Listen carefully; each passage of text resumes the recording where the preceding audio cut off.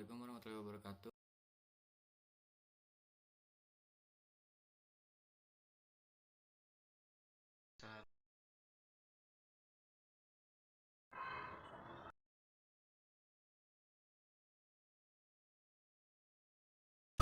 Sampah merupakan sisa buangan dari suatu produk atau barang yang sudah tidak digunakan lagi.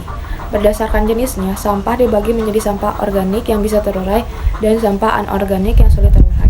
Sampah yang tidak bisa terurai atau sampah anorganik merupakan masalah bagi lingkungan. Hal tersebut karena sampah ini sulit terurai oleh pengurai, sehingga bertahan bisa bertahun-tahun bahkan hingga ribuan tahun. Jika sampah anorganik ini tidak dikelola dengan baik, maka bisa menimbulkan sejumlah dampak buruk, salah satunya adalah dampak buruk bagi lingkungan. Apalagi rata-rata masyarakat memiliki kebiasaan membuang sampah di selokan ataupun di sungai. Belakangan ini, saya perhatikan lingkungan sekitar. Banyak orang yang buang sampah di mana saja dan tidak peduli terhadap lingkungan sekitar. Bayangkan, apabila sampah itu dibiarkan menumpuk, pasti kita akan merasa risih. Kita sebagai masyarakat sekitar harus peduli mengenai ini untuk tidak membuang sampah secara sembarangan. Ada pepatah, kebersihan sebagian dari iman. Itu harus kita lakukan dan jangan menunggu konflik lingkungan muncul baru tergerak buat membenahi lingkungan. Itu sama saja terlambat dan sebaiknya dilakukan sebelumnya untuk mencegah konflik lingkungan itu datang. Kita lihat di luar sana, ada musim ekstrim, polusi udara, dan konflik lingkungan lainnya yang mungkin menghantui diri kita. Jangan sampai itu terjadi di lingkungan kita, dan aksi inilah yang bisa mencegah konflik lingkungan masuk dan tingkatkan empati kita buat lingkungan. Karena dengan empati ini akan memberi kenyamanan dan ketenangan. Saya berharap ke depannya masyarakat di sekitar memiliki kepedulian dan tidak mengulangi perbuatan yang dianggap merugikan lingkungan. Maka dari itu, kita harus tingkatkan empati kita terhadap lingkungan, walau aksinya kecil, namun akan berdampak besar untuk lingkungan sekitar. Berikut adalah animasi mengenai dampak dari pencemaran lingkungan. The plastic crisis gets a lot of attention, but the headlines usually focus on the plastic that ends up in the environment. And that's just part of the story. The truth is, plastic has a whole life cycle that's hidden from view, one that harms people and the planet from start to finish. Let's start at the beginning. Plastic is made from fossil fuels like oil or fracked natural gas. Extracting those fossil fuels and turning them into plastics creates a lot of pollution. Pollution that most often affects marginalized communities nearby. A whopping 32% of plastic packaging ends up. 40% goes to a landfill, where plastic just piles up for future generations to deal with. And 14% is incinerated. Incineration is a nasty business, producing toxic smoke and fly ash. These super expensive facilities depend on plastic to burn everything else. It is oil and gas after all. So they want to see more plastic, not less. Yahoo! Then there's recycling. Unfortunately, it's not the solution that many people think it is. Just 14% of plastic packaging gets recycled, and only 2% is effectively recycled, meaning it becomes something as useful as before. The rest is downcycled into something worse. And most recycled plastic is only recycled once before ending up in landfills, incinerators, or the environment anyway. So it turns out that we can't burn, bury, or recycle our way out of this problem. And we can't just scoop all that plastic out of the environment either. That's like trying to bail out a bathtub with a teaspoon while the tap is on full blast. So how about we turn off the tap by shutting down the plastic machine? That means passing policies that create systemic change.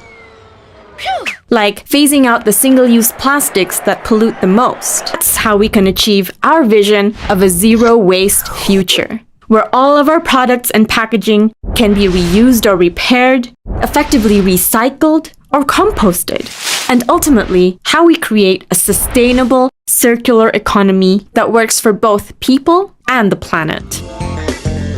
Visit storyofplastic.org to learn more and take action. Mengapa kita perlu melakukan empati? Rasa empati dibutuhkan agar mampu memahami apa yang dipikirkan dan dirasakan oleh orang lain.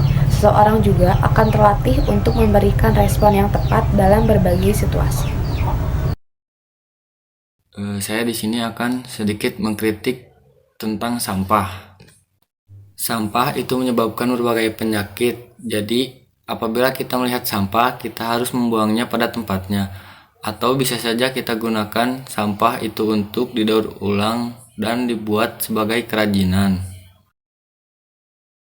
Di sini saya akan menjelaskan tentang solusi masyarakat yang selalu membuang sampah sembarangan. Yang pertama, membuat papan larangan membuang sampah. Membuat papan larangan untuk membuang sampah di beberapa tempat bisa menjadi cara untuk melarang masyarakat membuang sampah sembarangan. Adanya papan tersebut dapat membantu menyadarkan masyarakat tentang pentingnya membuang sampah pada tempatnya. Selain itu, bisa juga ditambahkan tulisan edukasi di papan tersebut tentang bahaya membuang sampah sembarangan. Yang kedua, diberlakukannya sanksi tegas. Sanksi tegas juga bisa dilakukan bagi masyarakat yang masih membuang sampah sembarangan.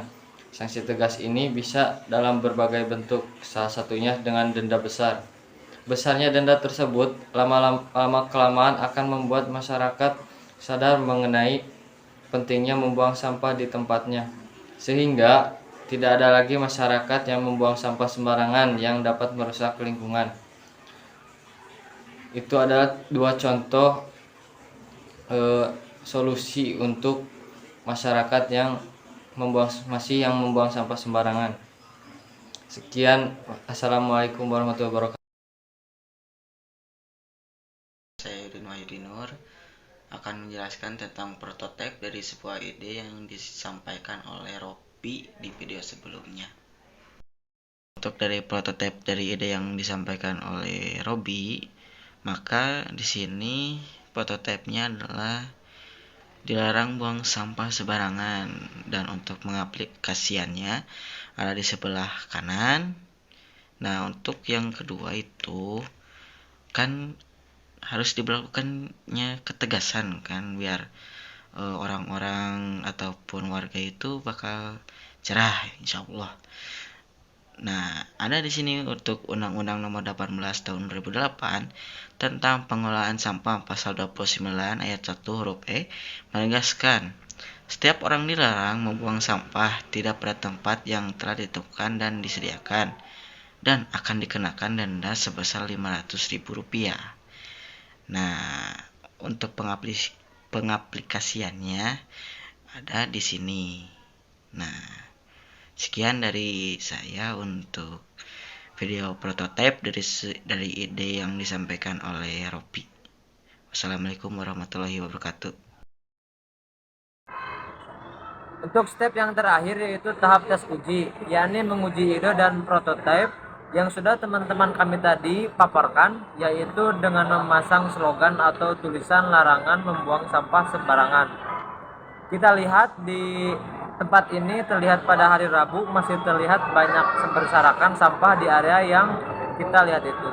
Nah, di hari Kamis setelah kita memasangkan slogan dan tulisan tentang larangan membuang sampah, sedikit demi sedikit sampah tersebut mengurangi. Terbukti bahwa dengan cara sederhana seperti itu, orang-orang akan tersadar bahwa ada perintah tidak boleh membuang sampah sembarangan, terkhusus di area itu, karena orang yang berpikir cukup dengan isyarah seperti yang dalam kutipan al-insanu yakfi lil isyarah. Cukup sekian dari kelompok kami. Mohon maaf apabila ada kesalahan dan kekurangan. Assalamualaikum warahmatullahi wabarakatuh.